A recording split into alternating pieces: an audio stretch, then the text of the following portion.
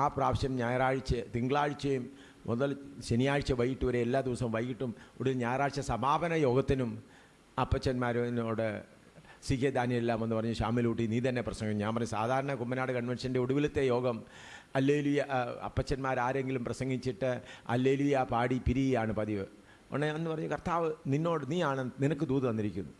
അത് കഴിഞ്ഞ് അതിൻ്റെ അടുത്ത വർഷം ഞാൻ വന്ന് യോഗങ്ങൾക്ക് വേണ്ടി വന്നപ്പോൾ ആ വർഷവും 4 ദിവസം എനിക്ക് പ്രസംഗിക്കാനായിട്ട് അവർ തീയതി തീരുമാനിച്ചു എന്നെ അറിയിച്ചു. അപ്പോൾ കുറച്ച് പേർക്ക് ഏതോ പ്രയാസമുണ്ടായി പ്രാസംഗികന്മാരാണ്.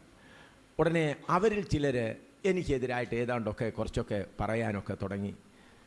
അപ്പോൾ കുമ്മനാട്ടുള്ളതായ ഒരു കൂട്ടം പ്രിയപ്പെട്ടവരും കുറച്ച് പ്രെസ്ബിറ്ററി മെമ്പേഴ്സും അവരെല്ലാം കൂടി ഒരു ലെറ്റർ എഴുതിയിട്ട് ഇങ്ങനെ എം ഷാമിൽ തന്നെ ദൈവസഭയുടെ അശുദ്ധിയെ പ്രസംഗിക്കുന്നതാണ്, അതാണ് നിങ്ങൾക്ക് പ്രയാസമായിരിക്കും, അതുകൊണ്ടാണ് എം ഷാമിലിനെ പ്രസംഗിപ്പിക്കാത്തതെന്ന് പറഞ്ഞൊക്കെ എഴുതി അവർ തിരുവല്ലയിൽ എവിടെ കൊണ്ട് അച്ചടിച്ച് കൊണ്ടുവന്നിട്ട് എൻ്റെ അടുക്കൽ കൊണ്ടുവന്നു.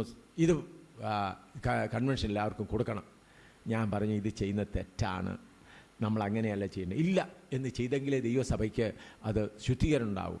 ഞാൻ അധികം ഇത് ചെയ്യാതെ യേസും പറഞ്ഞില്ല നോയും പറഞ്ഞില്ല, എന്നാൽ മൗനം പാലിച്ചപ്പോൾ അവർക്ക് മനസ്സിലാക്കി കൊടുക്കാം.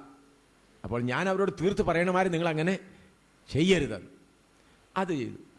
അത് കഴിഞ്ഞ് ഇപ്പോൾ അവർ കൊണ്ടുപോയി കുമ്മനാട് ഗേറ്റിൽ നിന്നത് കൊടുക്കാൻ തുടങ്ങിയപ്പോൾ എന്നിൽ നിന്ന് ഏതോ അങ്ങ് വിട്ടുപോയതുപോലെ എനിക്ക് തോന്നി. അത് കഴിഞ്ഞ് തമിഴ്നാട്ടിൽ ഗോൽച്ചെട്ടിപ്പാളയത്തിൽ IPC തമിഴ്നാടിൻ്റെ ആനുവൽ കൺവെൻഷൻ എന്നെ പ്രസംഗിക്കാൻ വിളിച്ചിരിക്കുക. ഞാൻ അവിടെ ചെല്ലണം. ഞാൻ അവിടെ ചെല്ലുന്നു. അപ്പോൾ ഒരു ദിവസം മുൻപേ അവിടെ ചെന്നു. ആ അവിടുത്തെ പാസ്റ്ററോട് അറിയിച്ചു ഞാനിവിടെ വന്നിട്ടുണ്ട്. ഞാനൊരു ഹോട്ടലിൽ ഒരു മുറിയിൽ, എൻ്റെ കൂടെ വേറെ ബെഹൽ എന്ന് പറഞ്ഞ ഒരു വടക്കേണ്ടിയിൽ നിന്ന് വന്ന ഒരു ക്യാപ്റ്റൻ ബെഹൽ, ഇന്ത്യക്കാരനായ ഒരു സഹോദരനുമുണ്ടായിരുന്നു. ഞാൻ പറഞ്ഞു ഒരു ചെറിയ ഹോട്ടൽ, വലിയ ഹോട്ടലല്ല, ഒരു ചെറിയ ഹോട്ടൽ പറഞ്ഞു. ഞാൻ പറഞ്ഞു സഹോദരനോട് പറഞ്ഞു നീ അവിടെ നിന്ന് ആഹാരം കഴിച്ചു. ഞാൻ അവിടുത്തെ ടെലിഫോൺ കണക്ഷനും എടുത്തിട്ട് അവിടെ തറയിൽ കിടന്നു കർത്താവിനോട് പ്രാർത്ഥിക്കാൻ തുടങ്ങി. കർത്താവേ, ആ സഹോദരന്മാർ ആ കുമ്മനാട് കൺവെൻഷന് ആ നോട്ടീസ് അങ്ങനെ കൊടുത്തത് തെറ്റായിപ്പോയെന്ന് ഞാൻ സമ്മതിക്കുന്നു. കർത്താവേ, എന്നോട് ക്ഷമിക്കണമേ. ഞാൻ അടുത്ത വർഷം നീ എന്നെ ജീവനോട് വെച്ചിരിക്കുന്നെങ്കിൽ ഞാൻ പരസ്യമായി ചെന്ന് ക്ഷമ ചോദിച്ചോളാം. അവരാണ് അച്ചടിച്ചത്. അപ്പോൾ കർത്താവ് എന്നോട് പറഞ്ഞു നിനക്ക് കയ്പ് തോന്നിയവരുടെ പേരിൽ ലെറ്റർ എഴുതാൻ പറഞ്ഞു. അങ്ങനെ ഞാൻ അവിടെ കിടന്നുകൊണ്ട് ഇൻലൻഡ് എടുത്തിട്ട് കിടന്നുകൊണ്ട് തന്നെ കരഞ്ഞുകൊണ്ട് എഴുതുകയാണ്. കർത്താവിൻ്റെ പ്രധാനപ്പെട്ട ദാസന്മാർക്ക് ഞങ്ങളങ്ങനെ ചെയ്തു കൊടുത്ത് എൻ്റെ ഉത്തരവാദിത്വമായിരുന്നു, എന്നോട് ക്ഷമിക്കണമേ. അവരിതെല്ലാം കിട്ടിയപ്പോൾ ആർക്കെല്ലാം പരസ്യം ചെയ്യുന്നത് എനിക്ക് അറിഞ്ഞുകൂടാ.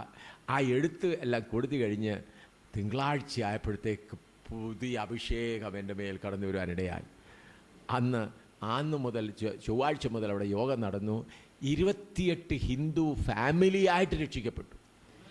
28 പേര്, 56 പേരെ ഹിന്ദുക്കൾ 56 പേരെ സ്നാനപ്പെടുത്തിയത് ഭാര്യയും ഭർത്താക്കന്മാരും. അവിടുത്തെ സഭക്കാർ പറഞ്ഞു ഇങ്ങനെ ഒരു സംഭവം ഞങ്ങൾ ഇതിന് കണ്ടിട്ടില്ല, 1-2 പേരൊക്കെ വരത്തുള്ളൂ.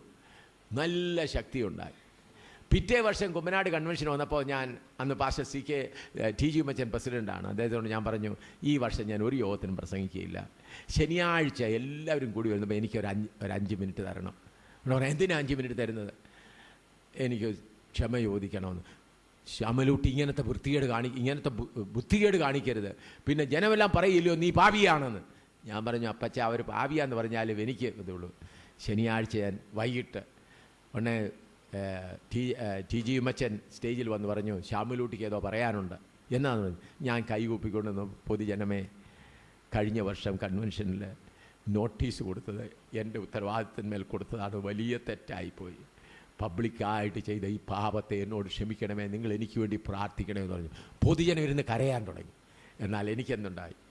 ആത്മാവിൽ വിടുതലുണ്ടായി. ഞാൻ പറഞ്ഞത് നാം ഓരോ കാര്യങ്ങളും വചനപ്രകാരം ചെയ്തെങ്കിൽ മാത്രമേ നമ്മൾക്ക്, ഞാൻ എന്തുകൊണ്ടാണ് കൂട്ടു സഹോദരനെ സ്നേഹിക്കാൻ കഴിയുമെങ്കിൽ മറ്റുള്ളവൻ എന്തെങ്കിലും എതിര് കാണിച്ചാൽ അങ്ങ് സഹിച്ചിട്ട് പിന്നെ അവനോട് സ്നേഹത്തോടെ ചെന്ന് പറയുക സഹോദര നിനക്ക് എന്നെക്കുറിച്ച് ഏതാണ്ടൊക്കെ തോന്നുന്നല്ലോ, അത് സാരമില്ല സഹോദര, നീ എന്നെ അത്രേ അറിഞ്ഞുള്ളല്ലോ എന്ന് പറഞ്ഞ് സ്നേഹത്തോടെ പോയി പറയുവാൻ നമുക്ക് കഴിയും. അങ്ങനെ നമ്മൾ സ്നേഹത്തോടെ ചെയ്തെങ്കിൽ മാത്രമേ നമ്മുടെ കർത്താവ് എന്ത് ചെയ്തുള്ളൂ.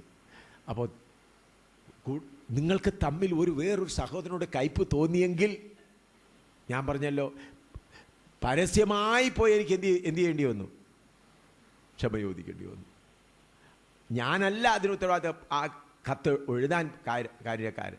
അത് ചിലർക്ക് അതിന് സഭയിലുള്ള അശുദ്ധികളുടെ കാര്യങ്ങളൊക്കെ പറഞ്ഞു. ഞാൻ പറഞ്ഞു, നിങ്ങൾ എൻ്റെ തോളിൽ വെച്ച് വെടിവെക്കുകയായിരുന്നു. എൻ്റെ തോളിൽ വെച്ചിട്ട് നിങ്ങൾ എന്ത് ചെയ്യായിരുന്നു? വെടിവെക്കുകയായിരുന്നു. വലിയ തെറ്റായിപ്പോയി, ഞാനതിന് കാരണക്കാരനായിപ്പോയല്ലോ എന്ന് പറഞ്ഞ് ഞാൻ അനുതപിച്ച് പ്രാർത്ഥിപ്പാനിടയായി. പ്രിയമുള്ളവരെ, നമ്മളിപ്പോൾ അല്പസമയം പ്രാർത്ഥിക്കാൻ പോവുകയാണ്. ഇവിടെ എഴുതിയിരിക്കുന്ന വാക്യം ഒന്നുകൂടെ എല്ലാവരും ഒന്ന് വായിച്ചാട്ട്. 1 യോഹന്നാൻ 4:20-21.